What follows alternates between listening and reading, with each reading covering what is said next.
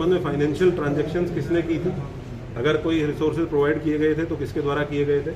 और जैसे फरत नाम का व्यक्ति है, इसने काफ़ी इसमें अग्रणी रोल पीछे रहते हुए प्ले किया, कि जिसने वहाँ पे शरण भी दी ऐसे लोगों को जो इस घटना की प्लानिंग में शामिल थे। और उसके साथ साथ वीडियो को प्रसारित करने में भी, वीडियो को एक तो लोगों को वीडियो बनाना अपने मोबाइल से, उस वीडियो को लोगों को भेजना और उन लोगों को फ़ोन करके ये भी कहना कि आप इस वीडियो को जगह जगह प्रसारित करें। तो ये भी इस मामले में रासुका या गैंगस्टर की कार्रवाई हो रही है। अभी हम लोग जो दर्ज मुकदमे, हमारे पास 10 मुकदमे दर्ज हैं जिनकी विवेचना हम लोग इंश्योर कर रहे हैं कि इनकी विवेचना अच्छे तरीके से हो। जितने अभियुक्त सामने आ रहे हैं वो जेल भेजे जाएं।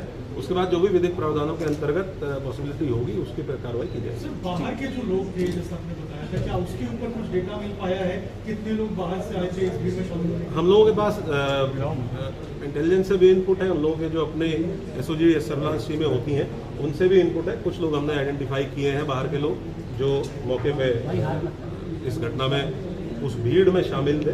उनमें से कुछ लोगों का ये भी पता चला है कि 1-2 लोग बाहर के ऐसे भी थे जिनके द्वारा संभवतः फायरिंग की घटना की गई।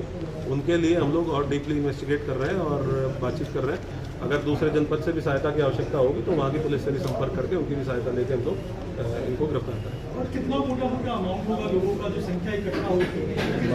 ऐसा कहा जा रहा है 40,000 लोगों को इकट्ठा करने की बात है। नहीं, क्योंकि कहीं एक पॉइंट पे तो इकट्ठा हो ही नहीं पाए। जो हम लोगों की नाकाबंदी थी, हम लोग क्योंकि हम लोग अवेयर थे पहले से ही कि इस प्रकार का एक प्रयास हो सकता है कि किसी एक पॉइंट पे बहुत अत्यधिक भीड़ की जाए, तो हमारी नाकाबंदी और बैरिकेडिंग शहर के चारों तरफ थी।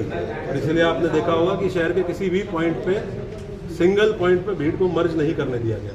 अगर भीड़ एक जगह पे मर्ज होती है तो वो भीड़ बहुत ज़्यादा संख्या हो जाती है। तो हमारे पास जो भी बैरिकेडिंग पे राजपत्रित अधिकारी जीओज लगे थे, उन्होंने अलग अलग पॉइंट्स पे रोका और इसीलिए 10 एफआईआर दर्ज हुई हैं कि अलग अलग 10 पॉइंट्स पे पुलिस के साथ पुलिस के ऊपर पथराव या सरकारी कार्य में बाधा डालने का काम किया गया। इसीलिए इन 10 पॉइंट्स पे एफआईआर हुई है। सिंगल पॉइंट कोई ऐसा नहीं था जहाँ पूरी भीड़ को मर्ज करने को अलाउ करने दिया गया। और हम लोगों को इसलिए बिल्कुल हम लोग दृढ़ संकल्पित थे कि किसी भी कंडीशन में इस भीड़ को हम किसी सेंट्रल पॉइंट पे, चाहे वो इस्लामिया ग्राउंड हो चाहे कोई और अन्य पॉइंट हो, हम सेंट्रल पॉइंट पे इस भीड़ को नहीं पहुंचने देंगे। सर, क्या इन्वेस्टिगेशन में ये भी निकल के सामने है पुलिस को टारगेट किया गया था? पुलिस के जो लोग घायल हुए हैं, क्या क्योंकि जो एफआईआर है उसमें इस बात का मेंशन है कि पुलिस के ऊपर जब पुलिस ने रोका था, पुलिस को उन्होंने कहा था कि तुम लोग पीछे हट जाओ, मत जाओ। तो क्या पुलिस को टारगेट करने का इन्होंने प्लान किया था? ऐसा भी क्या इन्वेस्टिगेशन? पुलिस तो विजिबल फेस है ही पुलिस, क्योंकि हर बैरिकेड पे पुलिस लगी हुई है। तो अगर कोई गलत काम करने जा रहा है, कानून तोड़ने जा रहा है, तो पहला फ्रंट पुलिस ही है जो उसको रोकती है।